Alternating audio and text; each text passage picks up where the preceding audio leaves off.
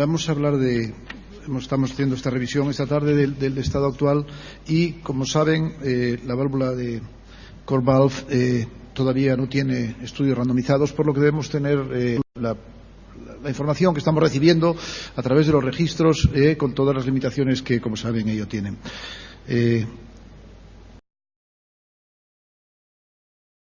Estos son mis financial conflictos de interés para que sean conocidos por la audiencia.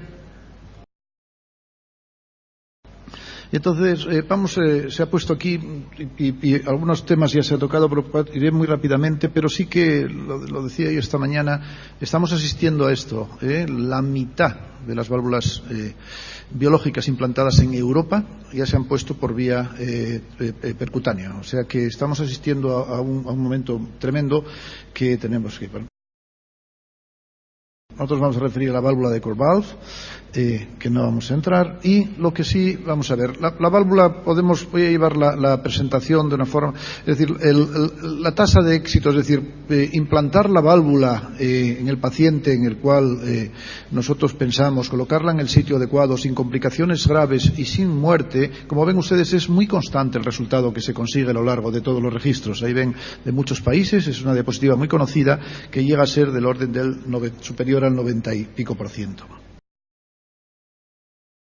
El efecto inmediato hemodinámico se ha comentado aquí. Las dos válvulas yo los llamaría espectacular. Son válvulas que prácticamente no tienen soporte, con lo cual todo es área valvular, con lo cual la caída del gradiente, como ven ahí, es espectacular al cabo de 30 días. Este es un ejemplo claro, prácticamente en la totalidad. Los gradientes máximos nunca son superiores a 10 milímetros de mercurio. Pero, como se destacó esta mañana, no se trata de tratar válvulas, no se trata de que la válvula no tenga gradiente, sino que los pacientes objetivamente mejoran. Además, lo ve los clínicos que hacen luego el seguimiento. Lo notan los pacientes y se puede medir. Ahí ven ustedes, a 30 días el 80%, que es mucho, han mejorado por lo menos una clase funcional. Es decir, son pacientes que se encuentran mejor, subjetivamente mejor. Eso es un dato que está ahí. ¿Qué ocurre? Pues que cuando hacemos el seguimiento vemos que estos pacientes, como dato aislado, y otra vez volvemos a los registros, vemos que tienen una supervivencia. Acuérdense siempre que, claro, cuando nos enfrentamos a información de tanto peso como es un randomizado, como ocurre en el trial, pues esta información queda un poquito, claramente sin esto. Pero cuando hacemos un muy buen seguimiento, como hace este grupo que han publicado en el JACC y que vamos a detenernos un poco, entonces siguen de forma prospectiva 126 pacientes con un seguimiento de 2 años, lo que ven es que aquella caída del gradiente se mantiene. Es decir, esa válvula, al cabo de 2 años de seguimiento, como ven ustedes, sigue funcionando. En la parte superior tienen el área valvular y en la inferior tienen el gradiente. Es decir, de momento y hasta este seguimiento, el efecto hemodinámico permanece. ¿Qué ocurre con estos pacientes? Pues los han dividido en 4 grupos. Ahí ven ustedes, en 3 mejor. Uno es el grupo total, que tiene en negro. Y luego hay 2 grupos, que es de alto riesgo inoperable, y los otros 2 son de riesgo moderado y de alto riesgo operable. Como ven ustedes, hay una clarísima diferencia en cuanto al porcentaje de eventos que ocurren al cabo de 2 años. Donde está claramente perjudicado, digamos, el grupo de pacientes inoperables. Pasa exactamente lo mismo. Vemos como claramente hay solamente una supervivencia del 40% al cabo de 2 años en el grupo de alto riesgo inoperable, mientras que el grupo de riesgo alto pero operable y el riesgo de moderado tienen una clara mejoría de la supervivencia. Pero esta muerte del grupo inoperables es fundamentalmente por muerte cardíaca. Es decir, que estos pacientes, los que consigues ponerles una válvula y se la pones bien y no tienen complicaciones, lo que hacen es que tienen la mortalidad debido a su comorbilidad, que es muy importante que estemos ahí. Esta es una gráfica. Se ha puesto varias veces y no me voy a detener en ella. Es decir, la insuficiencia aórtica con el tiempo evoluciona favorablemente y vemos cómo... Y lo que presentábamos antes. El 80% de los pacientes, al cabo de 30 días, decíamos que había mejorado al menos en una clase funcional. Como ven ustedes, al cabo de 2 años, es lo que representa esta gráfica, aquel 80% ahora es un 75%, es decir, se mantiene esa mejoría de la clase funcional. Al cabo de 2 años estamos hablando, 15% no han variado, ven que no se modifica entre 30 días y 2 años, y ha aumentado, pero son unas cifras tan pequeñas, 5 a 10 sí que han empeorado a lo largo del cabo de 2 años de su clase funcional. Es decir, se mantiene el gradiente, la caída del gradiente, la hemodinámica de momento 2 años funciona, la mejoría que notan los pacientes al cabo de 30 días se mantiene al cabo de 2 años. Esta diapositiva, también presentada de este artículo, hoy el doctor Grube nos presentó ya una válvula que él mismo había implantado hace, me parece que dijo 6 años exactamente, en que había degenerado y estaba estenótica, pero cuando se hizo este estudio, ni migran, que es una de las grandes preocupaciones que se tenía, si esa válvula que queda solo fija en el anillo debido al movimiento del corazón y a los latidos se podía ir, pero no se ha ido. De momento no hay roturas de material, de momento no hay deterioro de las válvulas, excepto ese que les digo, y sí que había un caso de endocarditis. Nosotros, aprovecho para presentar el registro que estamos haciendo entre España, Portugal y toda Latinoamérica. Tenemos 600, en este momento 810 pacientes, y la enorme diferencia es, como ven ustedes, el 94% del acceso es percutáneo, que con el peso que tiene, que decía yo esta mañana, tan fuerte el número de pacientes incluidos en Europa. Los resultados son muy similares los que estamos obteniendo en estos países, entre ustedes y nosotros, con un éxito de implante del 96,5%, con un éxito del cierre percutáneo que baja, un 10%, tenemos problemas con el cierre, y una tasa de marcapasos del 28% global, que vamos a discutir, que sea el tema quizá el que más pueda ser de interés en cuanto se refiere uno a la válvula CoreValve. La mortalidad es prácticamente similar a la que se ha presentado aquí, tanto en los registros como en el partner, y la tasa de ACV no estudiada con el rigor y con la prospectivo del partner es del 1,8%, y tal como dijo, me parece que fue el doctor Pichar, seguro que está inframedida porque no se ha hecho exactamente protocolizada.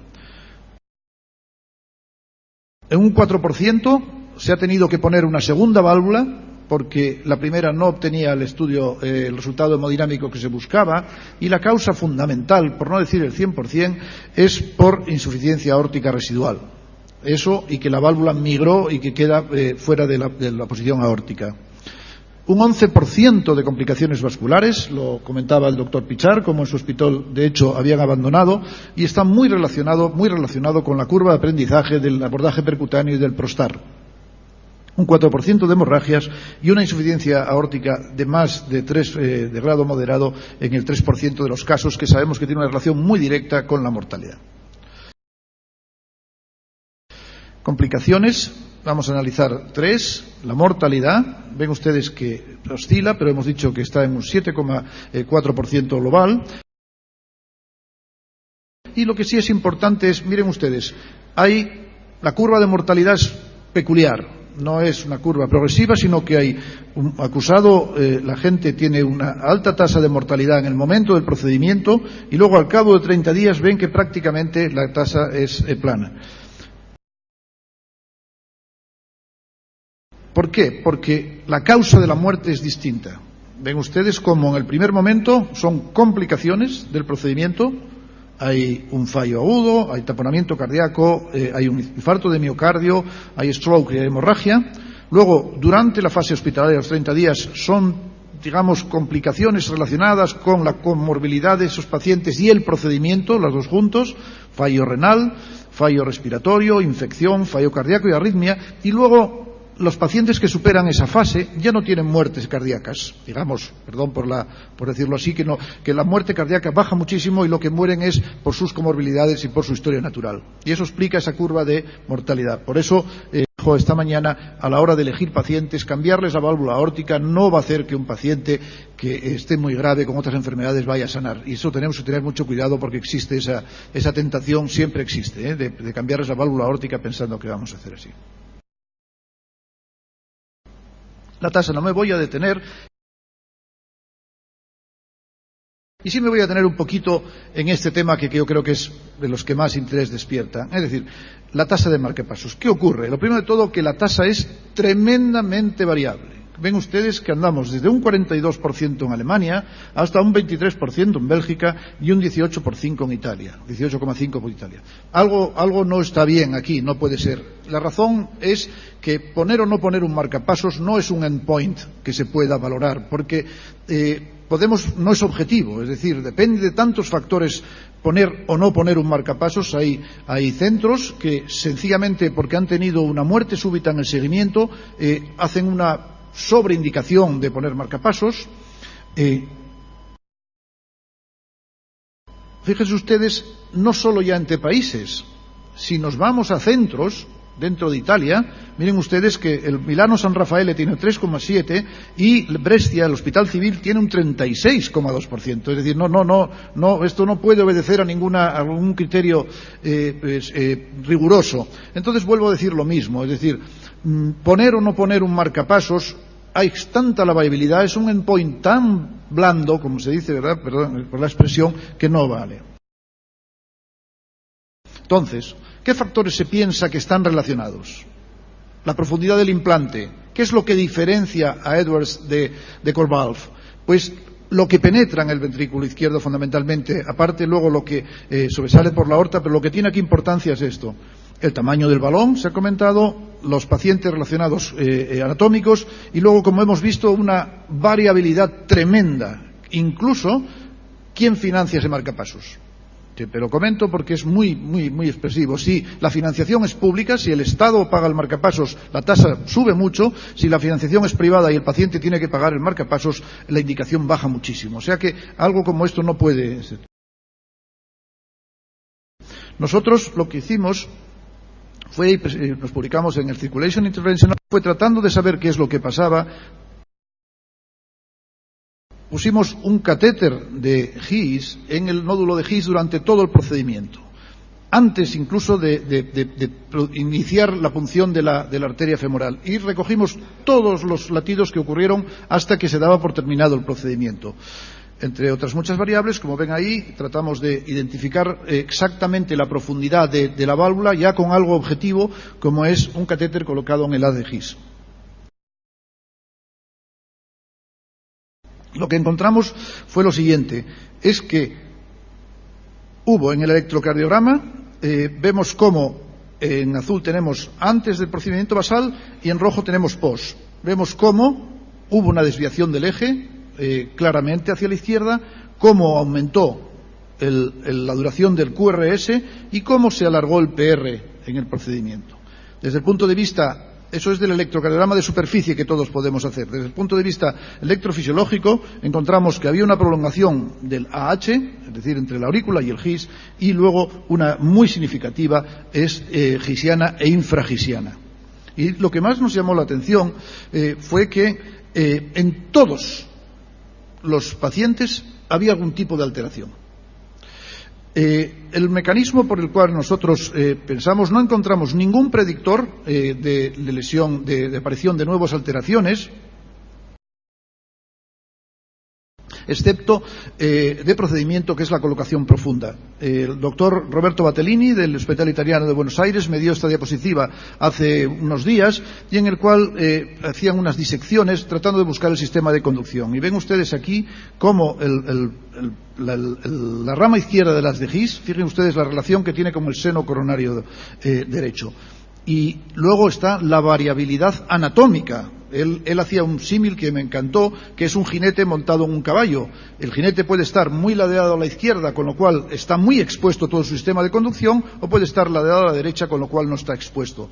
Porque tampoco hay una relación directísima entre la variación anatómica, como ven representado. Entonces, cuando la válvula de CoreValve penetra mucho en el tracto de salida, lesiona directamente el ADGIS y lesiona directamente el fascículo izquierdo.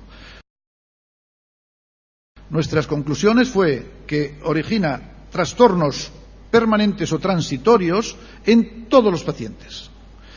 El daño puede estar desencadenado por el balón en el 30% de los casos o por la prótesis y está directamente desencadenada por el efecto directo, como digo, mecánico sobre el sistema de conducción. Y no encontramos que aparezca bloqueo AV completo en relación con nada preexistente, con todas las cosas. A partir de entonces, lo que hicimos fue lo siguiente, es hacer implantes lo más alto posible. De hecho, estamos haciendo ahora, tratando de ajustar la válvula de Corvalf al anillo, dejando el menor límite posible. Y con eso, y estamos pendientes de publicarlo ahora, la tasa de marcapasos ha caído dramáticamente por encima de menos del 60% de lo que estábamos antes de esto. Vamos a ver si se confirma eso. Tiene unas dificultades técnicas, pero eso es lo que creemos ahora que es el motivo del trastorno de conducción en la válvula de Corvalf. Y eso es todo lo que quería decirles. Muchísimas gracias por su atención.